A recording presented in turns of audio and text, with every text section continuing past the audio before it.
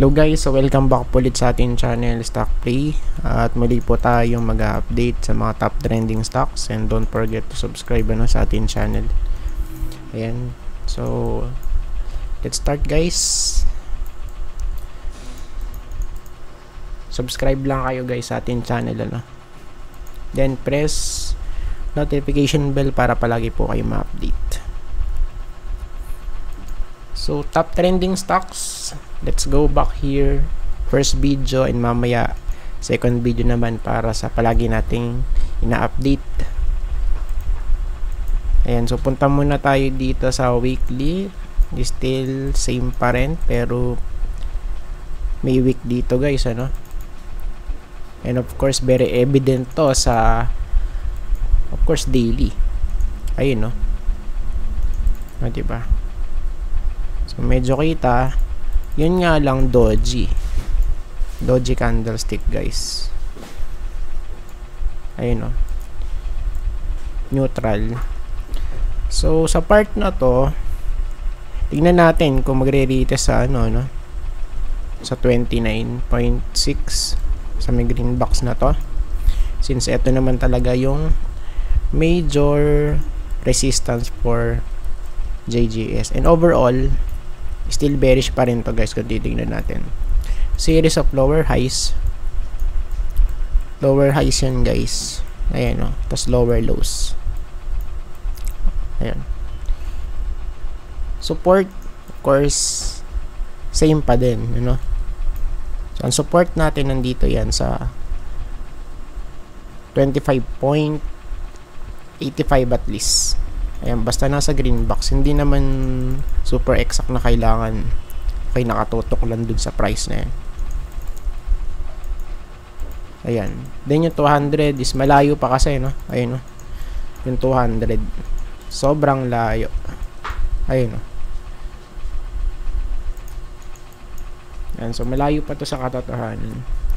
Kung i-compare natin to kay, kay TEL, kay Globe, walang sinabi, masyado malayo yung difference, RLC, check natin. So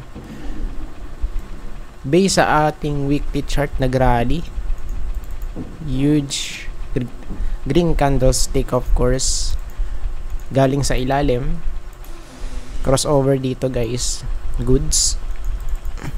So in short term medyo maganda, Ayan. Since nasa tayo, weekly chart. Okay, silipin natin dito. Base dito guys, meron tayong resistance in between sa ating support and resistance dito, Major kasi itong dalawa na to, Ito sa taas saka sa baba. So sa taas, pagka sinilip natin to, merong mga dito, somewhere here sa 15.19, 15.2, since parang meron ditong may puwang dito, may gap. Yun nga lang, sobrang liit. Ayun, so possible dito yung resistance sa 15.2, malapit dyan. Okay, ayan. Then yung 200, ayun, so malayo pa. Converge next. Converge. Ayan, silipin natin for Converge. Medyo namumula, tapos nakabaluktot. Tingnan natin kung magkakaroon ng pullback, Same here, overbought guys. If ever man na to, mag-pullback, goods lang. As long as na mag-hold tayo dito sa may support sa 10.35. Somewhere here. Ayan. So goods lang yan, hanggat nag-hold sa may support dito, still goods. And kasi kung titingnan natin, we have here a higher high, tas higher high dito. And we have here low tapos higher low. Ayan, pag ganun yung setup, of course panibagong trend yun, ano, which is bullish nga, bullish setup. So sana lang if ever man na ano nga mag pullback, eh mag hold sana ron. Same here, multiple divergence. Ayan, no, lower high tas lower high. Then we have here higher high tapos medyo flat dito. Ayan, so dalawang divergence sa daily chart. Ayan, kaya kung magpo-pullback, goods lang, no? Plus, so for this 1K plus, new all-time high ba to?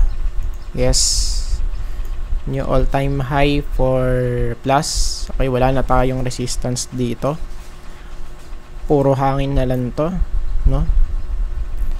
Let's see. Ayan, tapos hindi pa naman siya overbought dito. And kaya I think pwede pa itong mag-rally, ano? So yun nga lang, medyo nakakatakot to. Ayan, baka kasi biglang buhusan, guys, no?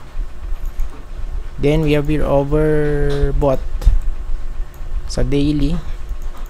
Okay, so take note, overbought na. If ever man na ano to, magkakaroon ng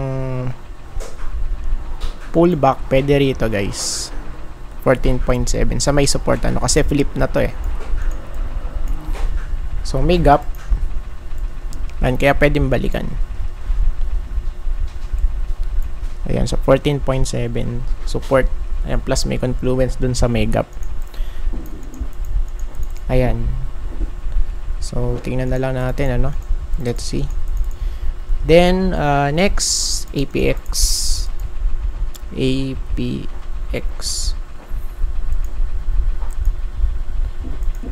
Okay, so nag-rally din to.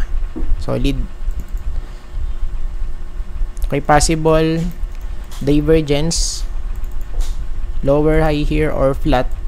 Ayan, pero tingnan pa rin natin, ano. Lower high dito. Okay, tapos dito higher high.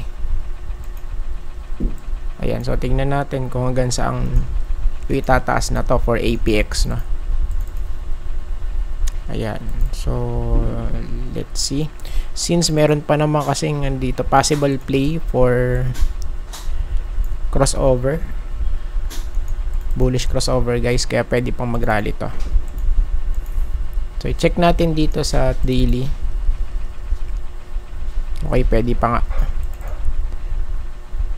Ayun, no. So hindi pa siya gaano ano eh, nagagalaw, guys. Ayan, so pwede pa to. Ayan, pwede pa. And yung next possible stop kasi rito, somewhere here, 4.74 or let's say 4.7 na lang. Ayan, sa gitna ng green box natin, somewhere here sa area na to. Ayan.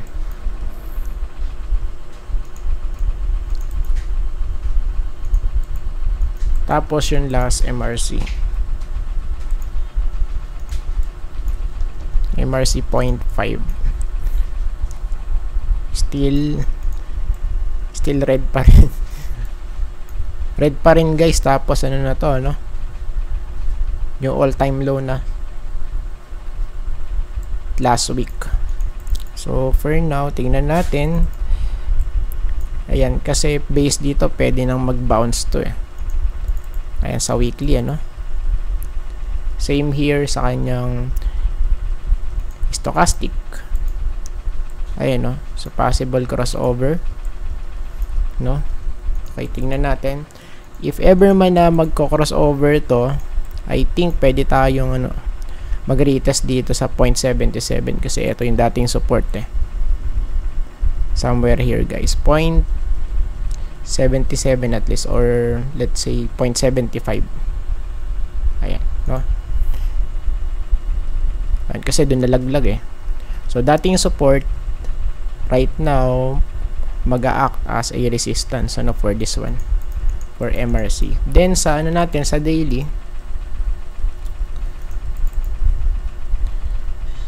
yun nga lang, medyo nakabaluktot pa rin dito, no? Ayan. So maybe isa pang dip to, then bounce play. Ayan. Since yung ating trend, short term trend, since naka daily lang tayo, ayan, still no breakout pa rin naman dito sa area na to, no? Ayan, so retest lang siya. Ayan, so I think tapos na po tayo guys. Maraming salamat po sa panonood. See you po sa next video, and God bless.